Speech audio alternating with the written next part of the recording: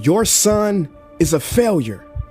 He's barely passing my class, and with grades like this, I'm just not sure what kind of future he's gonna have. What do you have to say for yourself? You're supposed to graduate this year. Listen to Mr. Johnson. What kind of future do you think you're going to have? With all due respect, don't call me a failure. Failure is an event, not a person, in fact. And you talk about the future, Mr. Johnson, but you're not preparing us for that. Excuse me? Just listen to what I'm saying. This should be good. Would you agree that in the future, most careers will become automated? Yeah, so? So the people who succeed will have to be curious, innovative, with resilience to adapt to new changes. What's your point? My point is, the focus in this school is not on that. It is on regurgitating information and test taking, and that's just real. But in today's world, creativity is the most important leadership skill. Oh, that's how you feel. You don't have to believe me, but maybe you will believe the 1,500 executives who recently said creativity is the most important leadership skill. See, pretty soon, no one will be hired because of what they know. Because who cares what you know or if you've memorized a fact? We've got Google and Siri for that. In the future, people will be hired because of what they can do with their knowledge. Can they creatively solve real-world problems, not just follow instructions or directions and bubble in multiple choice questions? So, Mom, that's why I'm stressed, because these robotic tasks we learn in school should stop.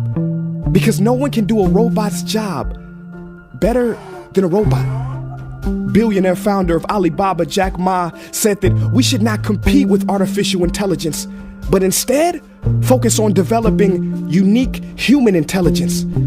Mr. Johnson, drills are for teeth, not the human mind. So these repetitive knowledge-based tasks we must leave behind. Or in the future, you're gonna find a lot of people graduating out of your class right into the unemployment line. See, many top companies today don't look at grades. Mom, that old way is expiring. Google has been quoted as saying GPAs are worthless criteria for hiring. Founder of Tesla, Elon Musk, agrees. So I say this with unease and sorrow. If you continue to teach today as you taught yesterday, then you rob us students of tomorrow. Mr. Johnson, I'm gonna keep it real with you. Sometimes sitting in your class is tough. I'm constantly thinking, if I don't look up at the clock, maybe it'll speed up. So I listen to you do my work and pay attention, feeling like an hour had to have gone by, but it was only 3 minutes. So if you wonder why we're bored in class, look, you wanna get a kid to hate reading? Give them this, a school textbook. And some people think it's our fault, and that hurts me. They say you can lead a horse to water, but you can't make him drink. And to that I say no. Firstly, you can put salt in that horse's hay and make him thirsty. And if you bring joy in your classroom, you can make any bad student nerdy, as he or she discovers the beauty of truly learning. Mr. Johnson, I mean no disrespect.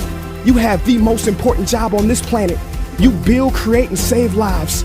But if you really care about my future, like you say, then you have to fully commit and ask yourself honestly, how do I prepare a child for a future that doesn't yet exist? Here's a hint. The answer is not found in this. It's using this and this. See, in the future, we will need more passion and compassion. People with inspired hearts and wisdom to uplift this planet. And Mom, I love you, but can I be real? Go ahead. You want to know one of the biggest factors for childhood success? It's not IQ. It's family meals. And we haven't had one of those in a while. See, I know sometimes you don't feel proud, because I may not be a straight A student, but I'm not stupid.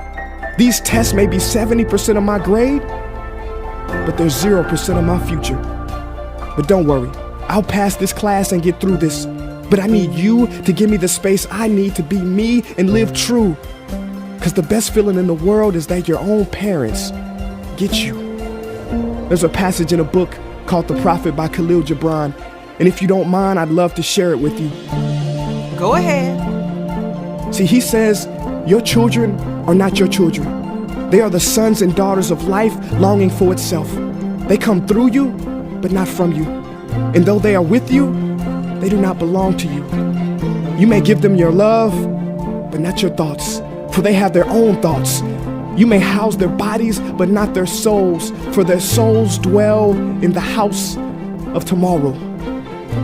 So, Mom, I'd appreciate it if you give me the love that I need to pursue my dreams. See, if we are to succeed, all three of us need behavior change on all fronts.